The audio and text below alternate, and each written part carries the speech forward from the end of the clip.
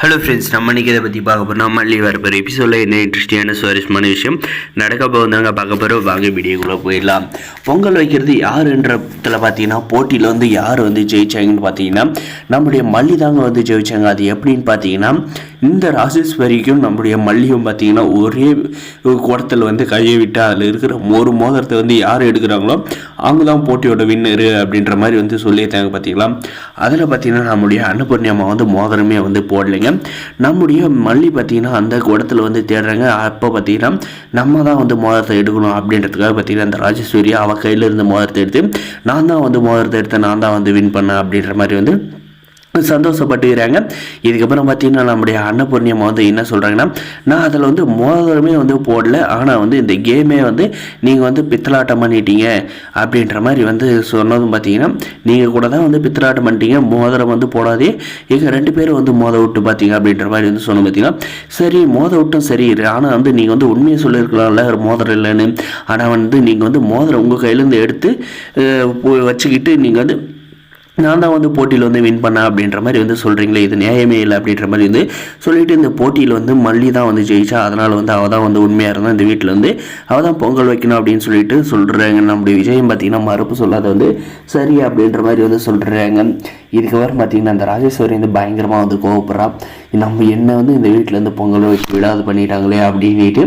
அதே சமயம் பார்த்திங்கன்னா எல்லோரும் சேர்ந்து வீட்டுக்கு வெளியே போயிட்டு கரும்பெல்லாம் வந்து கட்டி பொங்கலை வந்து கொண்டாடுறாங்க. பொங்கலும் பார்த்திங்கன்னா சிறப்பாக வந்து பொங்கி வழிஞ்சிருந்தாங்க சொல்ல முடியும். நம்முடைய விஜய்க்கு மல்லிக்கு பார்த்திங்கன்னா தலைப்பொங்கல் வந்து சும்மா வேறு லெவலாக வந்து வந்துச்சுனாங்க சொல்ல முடியும். இதுக்கப்புறம் பார்த்திங்கன்னா சூரிய பகவானுக்கெல்லாம் வந்து படைச்சிட்டு நம்முடைய மல்லி நம்முடைய அன்னபூர்ணியம்மா எல்லாம் பார்த்திங்கன்னா ஒரு பூஜை ரூமில் வந்து பூஜைக்கு வந்து ஏற்பாடு பண்ணிவிட்டு சிறப்பாக வந்து அந்த பூஜையை வந்து முடிச்சுட்டு சரி எல்லோரும் வந்து பொங்கல் சாப்பிட்லாம் அப்படின்ற மாதிரி வந்து சொல்லிவிட்டு டைனிங் டேபிள் வந்து நம்முடைய மல்லி எல்லாருமே வந்து எடுத்து வச்சுட்டு அதன் தலைவாழையில போட்டு வந்து அந்த பொங்கலை வந்து போட்டு சாப்பிட்ற சோகம் இருக்குது. அதெல்லாம் வந்து உண்மையிலேயே சொல்லப்போனால் வேறு லெவல் தாங்க சொல்ல முடியும்.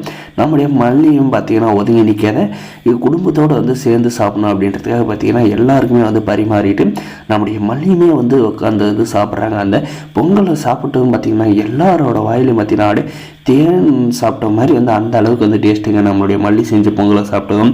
இதுக்கப்புறம் பார்த்திங்கன்னா நம்முடைய வெண்பா வந்து சுமார் பார்த்தீங்களா நம்முடைய மல்லிக்கு வந்து பொங்கல் ஓட்டுறதும் என்ன பாசமாக வந்து இருக்கிறதா என்ன, அதே சமயம் நம்முடைய விஜய்க்குமே பார்த்திங்கன்னா நம்முடைய வெண்பா வந்து பாசத்தோடு வந்து பொங்கல் எல்லாமே வந்து ஓட்டி ஜாலியாக வந்து இந்த பொங்கலை வந்து சிறப்பாக வந்து கொண்டாடி இருக்காங்க. நம்முடைய அன்னபூர்ணியமாகவே பார்த்திங்கன்னா அவங்க எதிர்பார்த்த மாதிரி வந்து மல்லி வந்து பொங்கல் வச்சதால் ரொம்ப சந்தோஷமாக இருக்காங்க.